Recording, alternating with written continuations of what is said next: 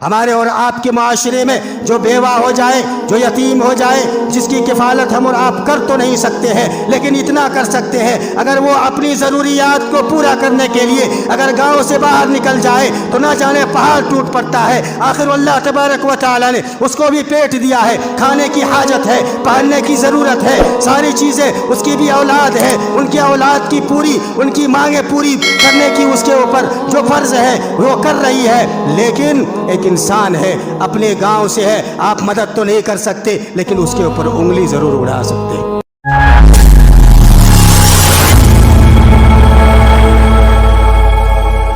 بسم اللہ الرحمن الرحیم۔ خطبے میں آپ کے سامنے انفاق فی سبیل اللہ یعنی اللہ تبارک و تعالیٰ کے راستے میں خرچ کرنے کے کتنے اقسام ہیں، کن کن جگہوں پر ہم خرچ کر سکتے ہیں، آپ کے سامنے میں یہ باتیں رکھنے کی کوشش کروں گا۔ اللہ تبارک و تعالیٰ سے دعا ہے اللہ رب العالمین ہم کو قرآن و حدیث کی روشنی میں بیان کرنے کی توفیق عطا فرمائے، آمین۔ اللہ تبارک و تعالیٰ کے راستے میں خرچ کرنے کی جو پہلی قسم ہے وہ ہے تعمیر مساجد، اللہ رب العالمین کے مساجد کو تعمیر کرنا۔ اللہ تبارک و تعالیٰ نے فرمایا انما يعمر مساجد الله من آمن بالله واليوم الآخر وأقام الصلاة وآتى الزكاة ولم يخش إلا الله فعسى أولئك أن يكونوا من المهتدين۔ اللہ رب العالمین نے فرمایا کہ اللہ تبارک و تعالیٰ کی مساجد کو وہی قائم کرتے ہیں، وہی آباد کرتے ہیں جو یوم آخرت پر ایمان رکھتا ہوگا، جو اللہ رب العالمین کے اوپر ایمان رکھتا ہوگا، جو نماز قائم کرتا ہوگا، جو زکوٰۃ ادا کرتا ہوگا اور اللہ کے علاوہ کسی سے نہ ڈرتا ہوگا، یہی شخص ہے جو مساجد کی تعمیر کرنے میں سبقت لے جاتا ہے، مساجد کی تعمیر کرنے میں آگے رہتا ہے۔ وہ یہ نہیں سوچتا ہے کہ ہم مساجد کی تعمیر کریں گے، ہم مساجد کی تعمیر میں حصے دار بنیں گے تو ہمارے پیسے کم ہو جائیں گے، ہماری دولت کم ہو جائے گی، ہرگز نہیں، کیونکہ شرط ہے، اللہ تبارک و تعالیٰ نے یہ شرط لگا دیا کہ وہی لوگ مساجد کی تعمیر کر سکتے ہیں جو اللہ کے اوپر ایمان رکھتا ہوگا، یوم آخرت پر ایمان رکھتا ہوگا، نماز قائم کرتا ہوگا، زکوٰۃ دیتا ہوگا اور اللہ رب العالمین کے علاوہ کسی سے اس کا ڈر اور خوف نہیں ہوگا، وہی لوگ مساجد کی تعمیر کر سکتے ہیں۔ وَلَمْ يَخْشَ إِلَّا اللَّهُ فَعَسَىٰ أُولَٰئِكَ أَن يَكُونُوا مِنَ الْمُهْتَدِينَ۔ اللہ تبارک و تعالیٰ نے آگے فرمایا کہ یہی لوگ ہدایت یافتہ بھی ہوں گے، ہدایت جو ملے گی وہ انہی لوگوں کو ملے گی جو نماز قائم کرتا ہوگا، اللہ کے اوپر ایمان رکھتا ہوگا یا آخرت کے اوپر ایمان رکھتا ہوگا اور جو زکوٰۃ دیتا ہوگا، اللہ کے علاوہ کسی سے اس کا ڈر اور خوف نہیں ہوگا، یہی لوگ ہدایت یافتہ ہیں۔ اللہ کے رسول جناب محمد الرسول اللہ صلی اللہ علیہ وسلم نے فرمایا من بنا للہ مسجدا یبتغی بہ وجہ اللہ بنى اللہ لہ بیتا فی الجنہ۔ بخاری شریف کی روایت ہے، اللہ کے رسول صلی اللہ علیہ وسلم نے فرمایا کہ جو لوگ مساجد کی تعمیر کرتے ہیں، جو لوگ مسجد کی تعمیر کرتے ہیں، جو لوگ مسجد کو بناتے ہیں، من بنا للہ مسجدا یبتغی بہ وجہ اللہ، اللہ کی رضا مقصود ہو، اللہ رب العالمین کو راضی کرنا مقصود ہو، بنى اللہ لہ بیتا فی الجنہ، اللہ تبارک و تعالی اس کے بدلے میں جنت میں اس کے لیے گھر بنا دیتا ہے۔ ہر کسی کو اللہ رب العالمین توفیق نہیں دیتا ہے کہ مسجد کی تعمیر کرے، مسجد کی تعمیر میں حصے دار بنے، ایسا نہیں ہے کہ کوئی ایک شخص مسجد کی تعمیر کرتا ہے تو جنت کے لیے، جنت میں اس کے لیے گھر بناتا ہے، نہیں، مسجد میں آپ جس طریقے سے جتنا استطاعت اللہ تبارک و تعالیٰ نے آپ کو دیا ہے اپنی حیثیت کے مطابق آپ مسجد کی تعمیر میں حصے دار بن سکتے ہیں، آپ سیمنٹ دے سکتے ہیں، آپ ریتی دے سکتے ہیں، آپ اینٹ دے سکتے ہیں، آپ چھت کی ڈھلائی کرا سکتے ہیں، آپ مسجد کی تعمیر میں اگر ایک بوری بھی سیمنٹ آپ نے دے دیا ہے سیمنٹ تو اللہ تبارک و تعالیٰ اس کے بدلے میں بھی جنت میں آپ کے لیے گھر بنا کے دے گا۔ یہ ہے اسلام، یہ اسلام کی تعلیم ہے کہ پورا کام اگر آپ انجام نہیں دے سکتے ہیں تو اتنا کر سکتے ہیں جتنا اللہ تبارک و تعالیٰ نے آپ کو استطاعت دیا ہے، اتنا کر سکتے ہیں۔ یہ پہلی قسم ہے مساجد کی تعمیر کرنا.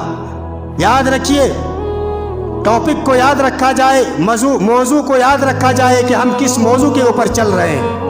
اللہ کے راستے میں خرچ کرنا. اللہ تبارک و تعالیٰ کے راستے میں کہاں کہاں ہم خرچ کر سکتے ہیں؟ تو پہلی قسم ہے مساجد کی تعمیر کرنا.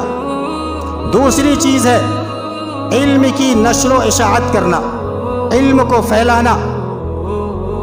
حضرت ابو ہریرہ رضی اللہ تعالی عنہ بیان کرتے ہیں کہ اللہ کے رسول جناب محمد رسول اللہ صلی اللہ علیہ وسلم نے فرمایا, اذا مات الانسان انقطع عنه عمله الا من ثلاث, صدقۃ جاریہ او علم ينتفع به او ولد صالح يدعو له. بخاری شریف کی روایت ہے, کتاب الوصیہ کے اندر موجود ہے روایت. اللہ کے رسول صلی اللہ علیہ وسلم نے فرمایا کہ جب انسان دنیا سے چلا جاتا ہے, جب ایک انسان کا انتقال ہو جاتا ہے, جب ایک انسان مر جاتا ہے تو عمل کا سلسلہ منقطع ہو جاتا ہے.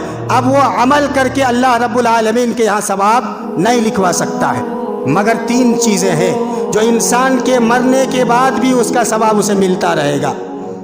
صدقۃ جاریہ, پہلی چیز ہے صدقہ جاریہ. کس کو کہتے ہیں صدقہ جاریہ؟ مثال کے طور پر یہ جو مسجد ہم نے بنا دی, یہ صدقہ جاریہ ہے.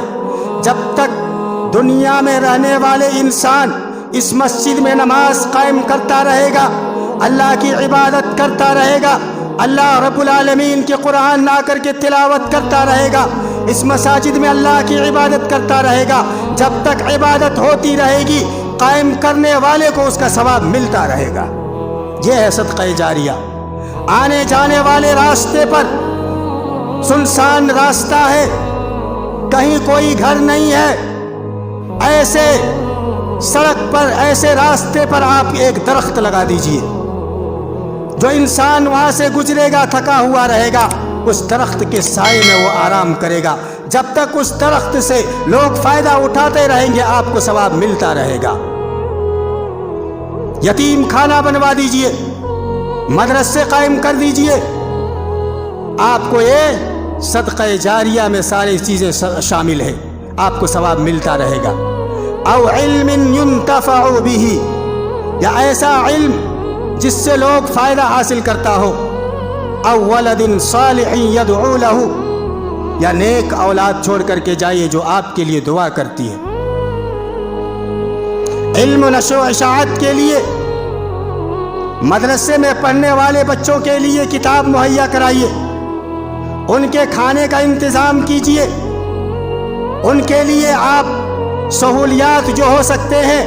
اللہ تبارک و تعالیٰ نے آپ کو مال سے نوازا ہے, دولت سے نوازا ہے, بے دریغ خرچ کیجیے. جو اللہ کے راستے میں علم حاصل کرنے کے لیے جو طلبہ نکلتے ہیں, جو طلبہ اللہ رب العالمین اور جناب محمد الرسول اللہ صلی اللہ علیہ وسلم کی تعلیمات حاصل کرنے کے لیے مدرسے کو جاتے ہیں پڑھنے کے لیے, آپ ان مدرسوں میں جتنا ہو سکے تعاون کیجئے, اور جس قدر ہو سکے جتنا آپ کو مال و دولت سے نوازا ہے اللہ تبارک و تعالیٰ نے اس قدر آپ اس میں حصے دار بن سکتے ہیں. تو یہ ہے علم نافع.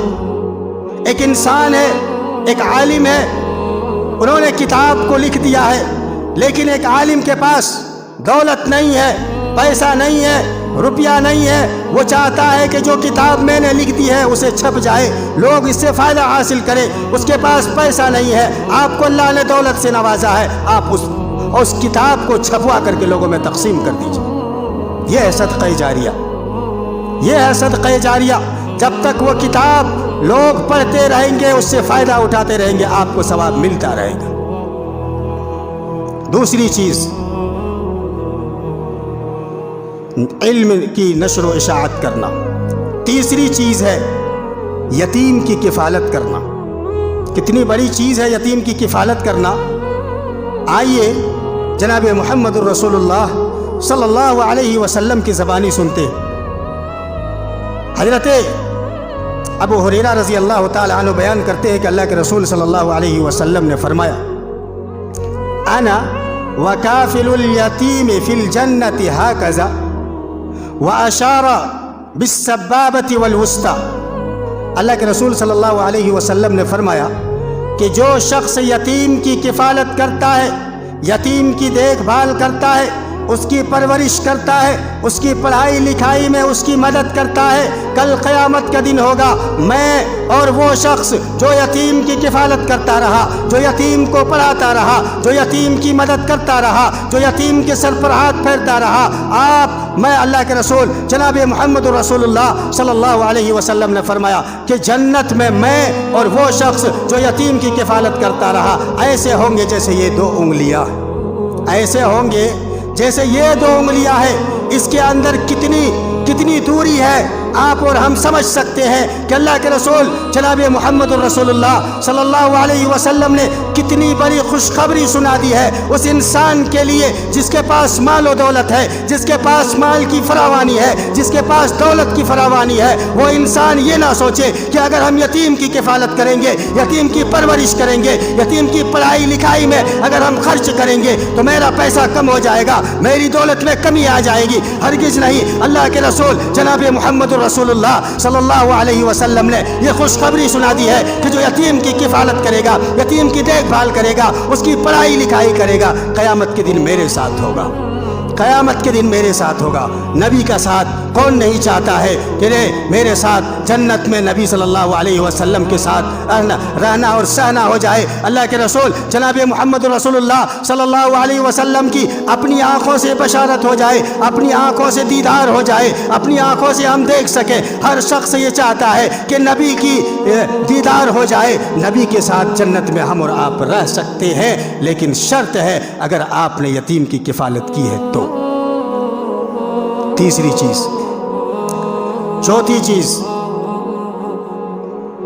یتیموں، غریبوں اور محتاجوں کو کھانا کھلانا یا اس کی مدد کرنا۔ اللہ تبارک و تعالی نے فرمایا وَيُطْعِمُونَ الطَّعَامَ عَلَى حُبِّهِ مِسْكِينًا وَيَتِيمًا وَأَسِيرًا۔ ایک انسان ہے، کھانے کی چاہ ہے، اس کو بھوک لگی ہے، لیکن دیکھتا ہے کہ پڑوس میں ایک محتاج ہے، ایک غریب ہے، ایک بیوہ ہے، ایک یتیم ہے جو بھوک سے تڑپ رہا ہے، کئی دنوں سے کھانا نہیں کھایا ہے۔ ایک انسان کے پاس مال تو ہے، دولت تو ہے، کھانے کی حاجت ہے، کھانے کی محبت ہے، لیکن اپنے کھانے کو اس غریب کو دے دیتا ہے، اس یتیم کو تقسیم کر دیتا ہے، تو یہ اللہ تبارک و تعالیٰ کو بہت ہی زیادہ پسند ہے، بہت زیادہ پسند ہے۔ جو مسکینوں کو، قیدیوں کو کھانا کھلاتا ہے، اپنی محبت، اپنی چاہ کو درگزر کر کے اس غریب کو کھانا کھلا دیتا ہے۔ جو بیوہ ہے اس کی کفالت کرتا ہے، اس کی مصیبت میں کام آتا ہے، اس کی پریشانیوں کو دور کرنے کی کوشش کرتا ہے۔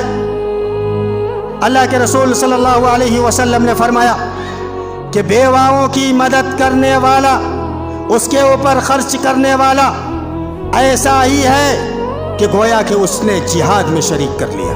اللہ اکبر۔ یہ بشارت ہے، یہ خوشخبری ہے ان لوگوں کے لیے جو بیواؤں کی مدد کرتا ہے، بیواؤں کی کفالت کرتا ہے، بیواؤں کی مصیبتوں کو دور کرتا ہے، اس کی پریشانیوں میں حصے دار بنتا ہے، اس کو کھانا کھلاتا ہے، اس کو کپڑے مہیا کراتا ہے، اس کو درگزر بھٹکنے سے روکتا ہے۔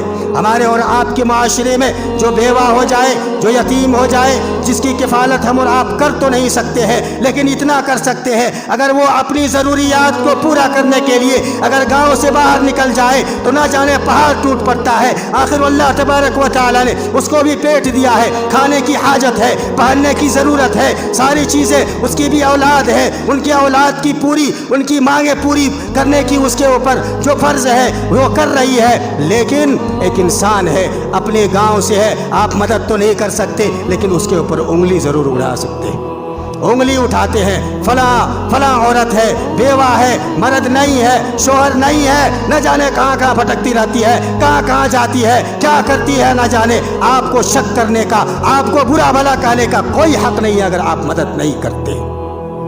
پہلے مدد کیجئے، اس کی حاجت کو پورا کیجئے، اس کی ضروریات کو پورا کیجئے۔ اسے کوئی شوق نہیں ہے بازاروں میں جانے کی، اسے کوئی شوق نہیں ہے مانگنے کی، اس کو کوئی شوق نہیں ہے دوسرے کے سامنے اپنے ہاتھ پھیلانے کی، کوئی ضرورت نہیں ہے۔ مجبوری ہے، مجبوری کے تحت وہ مانگ رہی ہے، مجبوری کے تحت وہ دوسروں کے سامنے اپنے ہاتھ کو پھیلا رہی ہے، اپنے بیوی اپنے بچوں کو لے کر کے وہ بازاروں تک گھومتی ہے۔ کیوں؟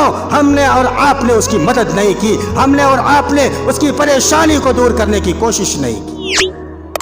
انگلی اٹھانے کا کوئی ادھیکار آپ کو نہیں ہے اگر آپ مدد نہیں کرتے، آپ اس کی مصیبت میں شریک نہیں ہوتے تو آپ اسے برا بھلا بھی نہیں کہہ سکتے۔ اللہ تبارک و تعالی ہم تمام لوگوں کو اس بات کی توفیق دے کہ ہم بیواؤں اور یتیموں کی مدد کریں، جو حاجت مند ہیں اس کی مدد کریں، جو پریشان حال ہیں اس کی پریشانیوں میں ہم اور آپ شامل ہوں گے انشاءاللہ العزیز، اور اس کی پریشانیوں کو دور کرنے کی اللہ تبارک و تعالی ہمیں توفیق عطا فرمائے۔ اللہ رب العالمین ہمیں جو بیمار ہیں اس کو شفائے کاملہ عاجلہ عطا فرما۔ رب العالمین ہم میں جو قرض دار ہیں اس کے قرض کو ادا کرنے کے لیے کوئی آسان طریقہ، کوئی آسان راستہ تو انہیں نصیب عطا فرما۔ رب العالمین ہم میں جو پریشان حال ہے اس کی پریشانیوں کو تو دور عطا فرما۔ رب العالمین ہم میں جو حاجت مند ہے اس کی حاجت کو تو پوری عطا فرما۔ اللہ تبارک و تعالی جب تک ہمیں اس دنیا کے اندر زندہ رکھ، ایمان اور توحید کے اوپر ہمارا زندہ رکھ، اور جب ہمارا خاتمہ ہو تو ایمان اور توحید کے اوپر ہمارا خاتمہ ہو۔ اقول قولی استغفر اللہ لی ولسائر المسلمین واستغفروہ انہ هو الغفور الرحیم۔